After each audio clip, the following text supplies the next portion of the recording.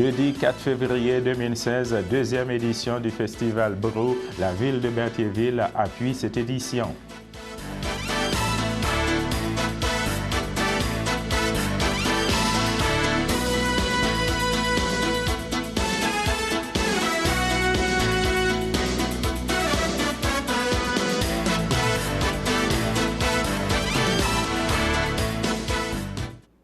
Bonjour à tous, merci de nous rejoindre sur CTRB. Et bien justement, la ville de Berthierville va appuyer la deuxième édition Brou. Et bien justement, à Berthierville, la ville de Berthierville donnera un coup de pouce via sa politique de dons et commandites à cet événement qui retiendra l'attention le 4 juin prochain. Le Berthier Brou se déroulera au parc Sainte-Geneviève. Les élus municipaux ont accepté la fermeture partielle pour cet événement des rues Frontenac et Gilles Villeneuve. La ville remettra aussi une aide financière de 350 $ à l'organisation. Cette activité est organisée par la Chambre de commerce et d'industrie de Berthier de Trépas, les productions également par les productions du Vieux-Berthier. Les élus ont choisi d'appuyer cette activité notamment en raison de la visibilité qu'offre cet événement à la ville de Berthierville.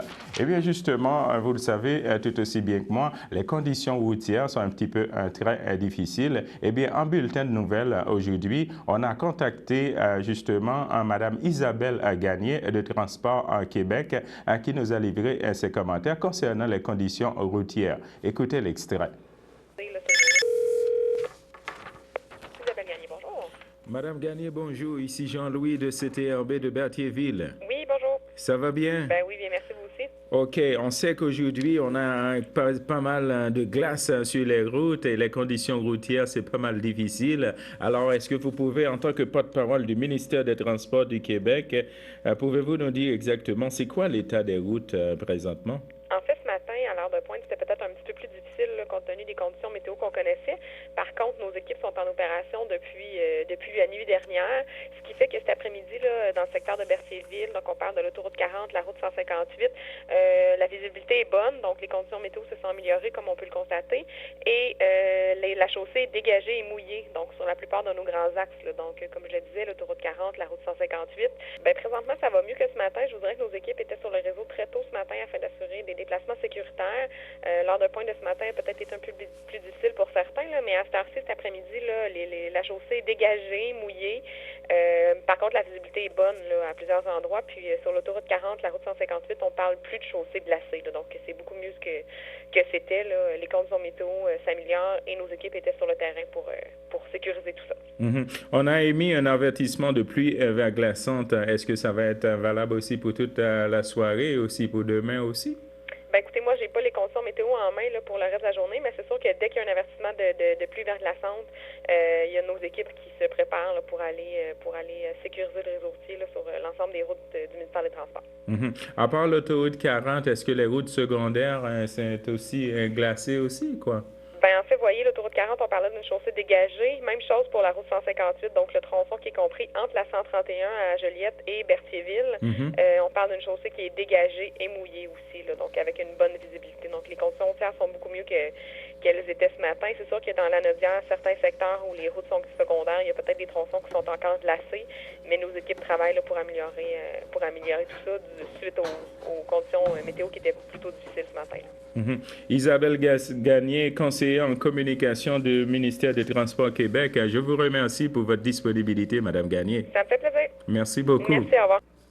À l'occasion du 75e anniversaire de la délégation générale du Québec à New York, la Chambre de commerce régionale de Lanaudière et la Fédération des chambres de commerce du Québec ont le plaisir de vous convier à un événement en présence du délégué général à New York, à M. Jean-Claude Lauzon.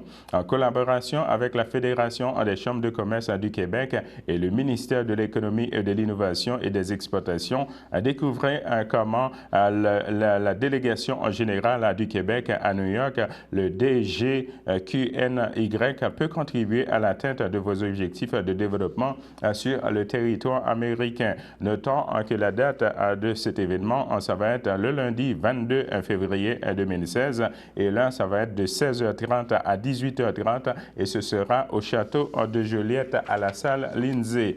L'Association forestière de la Naudière, en collaboration avec Secobois, Centre d'expertise sur la construction commerciale en bois, invite les élus municipaux et les gestionnaires d'édifices publics, commerciaux et communautaires de l'ensemble de la Naudière à assister cette fois-ci à une conférence. Une conférence sur le thème « Le bois, ses possibilités, ses bonnes pratiques en construction non résidentielle ». Eh bien, ce sera en format midi en conférence. L'événement se tiendra le jeudi 25 février prochain dès 11h30 à la salle Soprano de la Distinction à Joliette. Le groupe d'entraide en toute amitié invite le public aujourd'hui à une dégustation gratuite qui se tiendra au 555 rue de Montcalm, ici à Berthierville, à partir de 13h30 jusqu'à 15h30. Toujours avec le groupe d'entraide en toute amitié et en collaboration avec la friperie L'Abbaye 1-Tout, qui invite le public cette fois-ci à sa super vente de Saint-Valentin qui se tiendra le vendredi 12 février 2016. La FADOC de l'île du Pas invite le public à une de ses expositions dénommée Dans le Griffe au Centre d'histoire de Montréal, suivie d'une croisière à bord du bateau-mouche au quai Jacques-Cartier au Vieux-Port de Montréal. Ce sera également une visite du quartier chinois et une visite du musée Grévin au Santiton. La date, ce sera le jeudi 16 juin 2016 et le prix de participation, ce sera 159 $. La Société d'horticulture et d'écologie de Detré invite le public à participer à une de ses conférences sur la vannerie, le tissage de divers végétaux. Ce sera le mercredi 10 février 2016 à 19h30. Et la conférencière invitée, ça va être Mme Annie Robin. Pour toute information, vous pouvez rentrer en contact avec Mme Sandra au 450-887-0166 et Mme Pauline au 450-836-0517 pour la Société d'horticulture et d'écologie de Detré. Maintenant, il y a une annonce concernant un voyage à l'Oratoire à Saint-Joseph. Eh bien, la date, ce sera le 12 mars 2016 et le prix de ce voyage, ça va être 30 $. Le départ s'effectuera à Saint-Ignace de Loyola, au stationnement de l'église dès 8h30 le matin et un autre départ, ce sera dans le stationnement de l'église de Berthierville dès 8h45. Pour toute information à ce voyage de l'Oratoire à Saint-Joseph, vous pouvez rentrer en contact avec Mme Renée Lemieux au 450-836-1060 ou Mme Claire Charret au 450-836-1591. La Société de conservation et d'interprétation de recherche de Berthier et des îles invite le public justement à parcourir ces 20 km de pistes de ski de fond et de raquettes dans un décor à couper le souffle. Eh bien, cette activité, ça va être gratuite. Eh bien, justement, le 6 février prochain, qui s'en vient, les églises lanaudoises se réuniront justement pour donner un spectacle de musique. Écoutez l'entrevue que j'ai eue avec l'abbé Claude Sauvageau à ce sujet. En voici l'extrait. Merci de nous rejoindre sur CTRB, toujours avec l'abbé Claude Sauvageau qu'on rencontre ici en studio. L'abbé Claude Sauvageau, maintenant je vais vous parler des églises lanaudoises qui nous présentera au grand public une soirée spéciale. C'est quoi cette soirée spéciale? Alors, c'est ça. Alors, le 6 février prochain, qui est un samedi soir, à Joliette, de 18h à 21h, de 6h à 9h, aura lieu une soirée qui s'intitule « La joie de la rencontre ». Ça veut dire que c'est un regroupement d'églises, des églises évangéliques de la Naudière, avec l'Église catholique.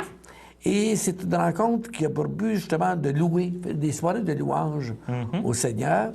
Et ce qu'il y a de spécial, c'est que c'est inter-église. Alors ceux qui pourront regarder CTRB cette semaine et la semaine prochaine, vous pourrez voir en détail de quoi il s'agit, quelles personnes sont impliquées. Mais disons que c'est des soirées de louange avec musique assez rythmée. Et c'est pour tout le monde. mais le public cible est des 18-35 ans. OK. Alors, c'est sûr que pour habituellement, c'est un public qui est moins rejoint par l'Église. Et je pense que c'est une activité qui, c'est sa troisième expérience. OK. Alors, on vous invite, toutes les familles, le 6 février, ça se tient à l'église Notre-Dame-des-Prairies, en banlieue de Joliette. C'est de quelle heure à quelle heure déjà? La soirée De va 18h commencer? à 21h. De 18h à 21h. Je vois ici que vous avez plein d'autres gens qui vont participer. Est-ce que ça va être des orchestres? Oui, oui, oui. Des orchestres de jeunes, de musique de tout genre, mais qui vont faire aussi l'éloge du bon Dieu, de l'Église aussi. C'est ça. OK, c'est parfait. Donc, ça va être le 6 février prochain, alors à l'église de Notre-Dame Des Prairies. 18h à 21h. De 18h à 21h. Et la contribution est volontaire. C'est gratuit, Ah, OK. avec contribution volontaire. Parfait, parfait. Je vais... Alors, mesdames et messieurs, on va s'arrêter là pour une petite pause. T'étais lesbienne. T'es en changement de sexe. On joue au hockey dans la même équipe. Ton employeur l'a découvert et a commencé à te faire chanter. T'appelais homme à talons hauts. Tapette. Moumoune. Tu mérites pas de vivre. Être comme toi, c'est une honte. Juste de pas rire avec les autres, ça t'aurait peut-être aidé. J'aurais dû intervenir. J'aurais dû exiger du respect. Je t'abandonnerai pas. Je dénoncerai. Prochaine fois, j'aimerais ça faire une différence. Le samedi matin, dès 9h30, nos téléspectateurs sont invités au Super Bingo télévisé diffusé de nos studios de Berthierville. Un montant de 600 $ est disponible chaque semaine lors de cette joute de bingo télévisé. Un animateur et 3 bénévoles se succèdent à la caméra de CTRB dans le but de vous faire passer une petite heure agréable et payante le samedi matin. On peut se procurer les cartes de jeu chez les dépositaires autorisés participants à Berthierville, le dépanneur Formule 1, rue Gilles Villeneuve, le marché IGA Extra sur la rue Gabriel Brissette, le dépanneur Gauthier Savard au 480 Montcalm, le marché Métro rue Notre-Dame, la pharmacie Brunet rue Frontenac, le garage Pétroté sur la rue Gilles Villeneuve et à Saint-Ignace-de-Loyola, le marché Aldo rang Saint-Michel, le dépanneur Le Magasin Esso sur le chemin de la Traverse. Et c'est un rendez-vous tous les samedis matins à 9h30 sur les ondes de CTRB, votre télévision régionale et communautaire.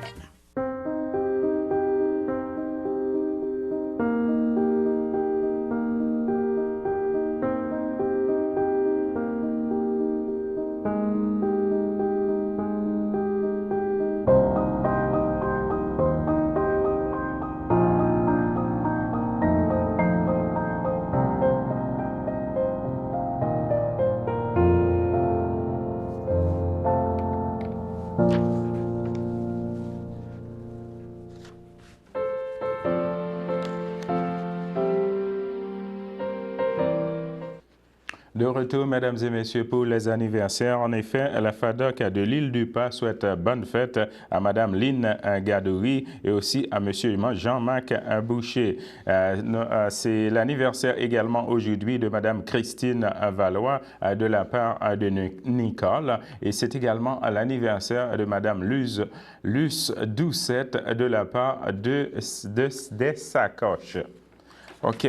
Alors, les concertistes de Chemin du Roi, justement, en collaboration avec la municipalité de Lanoraie, invitent le public, cette fois-ci, à un concert de musique classique en date du dimanche 13 mars et 24 avril dès 14h à l'église de Lanoraie. Eh bien, ce concert, ce sera gratuit. Pour ce qui est de la date du 13 mars, les concertistes du Chemin du Roi présenteront à Mme Annie Sans-Chagrin, qui est soprano, et le 24 avril, ce sera la présentation de Mme Cassilia Landstein, qui est flûtiste, et toutes les deux seront accompagnées par le pianiste Denis-Alain Dion.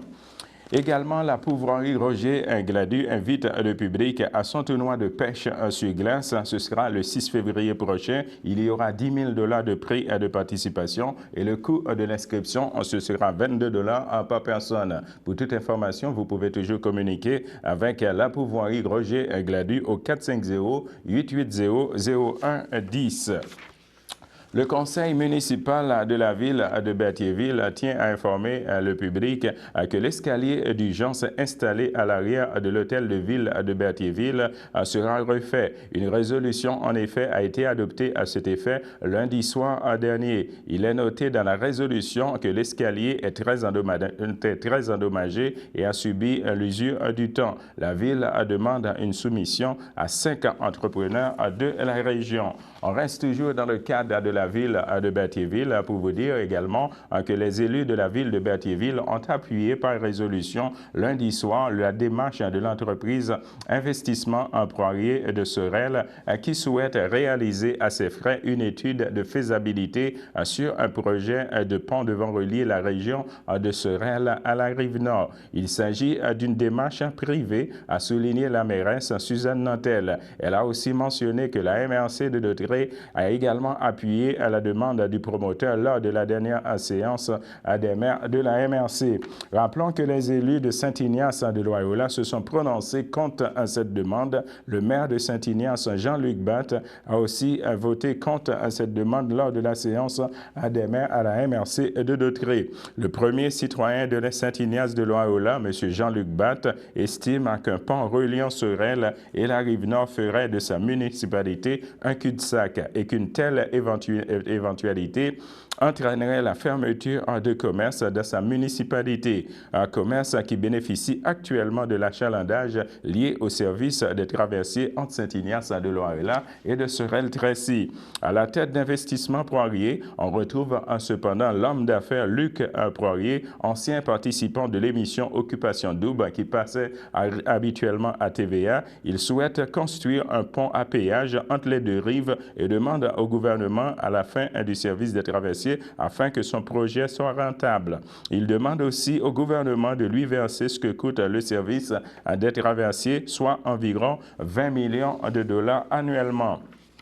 Eh bien, la ville, le conseil de ville de la municipalité de Berthierville, eh bien, pense déjà à l'été. En effet, les élus municipaux ont profité de la séance régulière le 1er février dernier, tenue lundi soir, justement pour confirmer par résolution l'achat d'équipements pour les Pâques. L'offre de service de la compagnie Techsport a été retenue.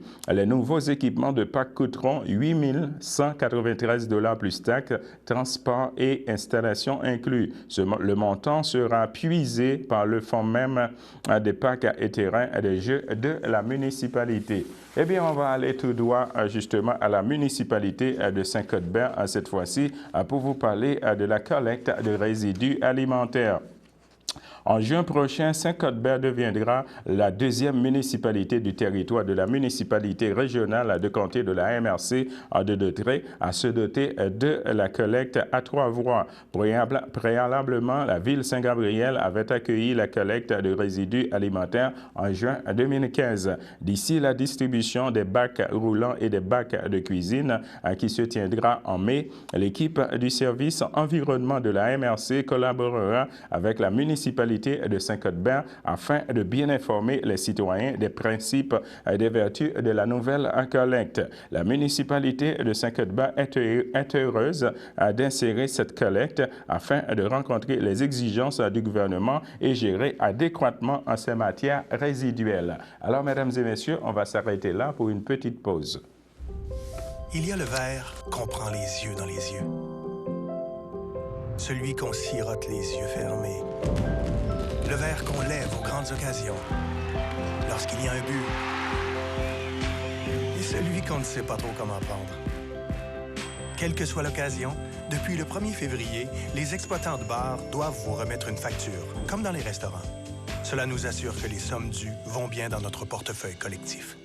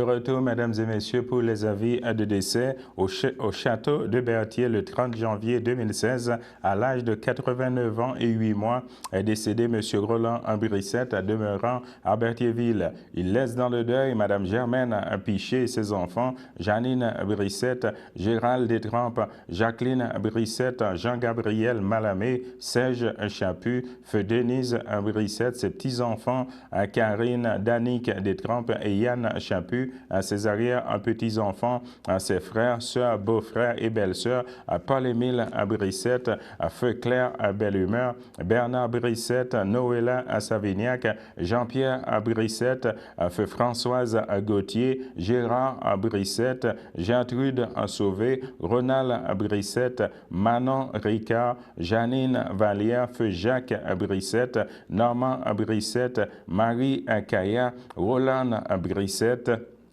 Feu Jean-Paul, Claudette Brissette Drainville, Jean Goyette, Anita Brissette, Feu Émile Marion, Lise en Champagne, Feu Claude Brissette, ainsi que plusieurs neveux, nièces, autres parents et amis. La famille tient à remercier le personnel du 3e étage du centre d'hébergement de Château de Berthier pour les bons soins prodigués à M. Brissette.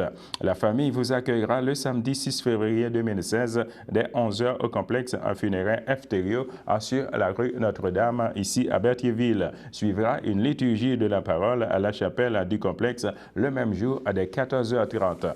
Eh bien, un autre avis de décès, il s'agit maintenant de M. Jean Laplante, qui était le fondateur du journal des Berges, qui est décédé. Eh bien, M. Jean Laplante était natif de Montréal, fils de feu Jean de Laplante et de feu Fernande Lachance, Jacques de Laplante. Eh bien, il était marié à Hélène Lessard depuis plus de 45 ans. Hélène fut une complice de tous les instants. Elle s'est toujours beaucoup impliquée dans cette aventure du journal des Berges. Outre en son épouse Hélène, il laisse dans le deuil sa belle-sœur Francine Lessard, Serge Monplaisir, ses beaux-frères Serge Monplaisir et Louis-Marie Kimpton, feu Michel de Laplante, de même que plusieurs parents et amis. Les funérailles auront lieu le samedi 13 février 2016 dès 11h à l'église de Lanoraie. La famille vous accueillera et recevra vos condoléances au complexe funéraire Guilbault de Lanoraie en face de l'église. Le vendredi 12 février 2016 de 19h à 22h et le samedi 13 février 2016 dès 9h. Eh bien, on va passer tout droit aux éphémérides, mesdames et messieurs, justement, en ce jeudi 4 février. Eh bien, pour vous dire que c'était arrivé 4 février 2005 que le hockeyeur Danny Atley est condamné à 3 ans de probation pour la mort de son coéquipier Dan Snyder dans un accident en 2 voitures. Également arrivé un 4 février 1998 qu'à Bruxelles, le patron de Microsoft, Bill Gates, a été intenté. L'auteur de l'agression écopera une amende de 75 €. Également arrivé 4 février 1997, qu'O.J. Simpson, l'ancien footballeur, est tenu civilement responsable des meurtres de son ex-femme Nicole Brown et de Ronald Goldman. Également arrivé 4 février 1977, que le commissaire fédéral Kate Spicer suggère qu'au Québec, le français soit la langue de travail pour les sociétés d'État Air Canada et CN Rail. Eh bien, également arrivé 4 février 1915, que les premiers militaires canadiens ont débarqué en Europe. On continue avec les éphémérides en cette journée du 4 février. Eh bien, pour vous dire, c'était arrivé 4 février 1889, que la gare Windsor a été inaugurée à Montréal. Également arrivé 4 février 1850, qu'un premier maire est élu à Québec. Il s'agissait de Narcisse Belleau. Également arrivé 4 février en 1623 que Louis Hébert a obtenu la concession du sol aux matelots, marquant le début du régime seigneurial en Nouvelle-France. Alors, on va s'arrêter là, mesdames et messieurs, de retour avec la météo.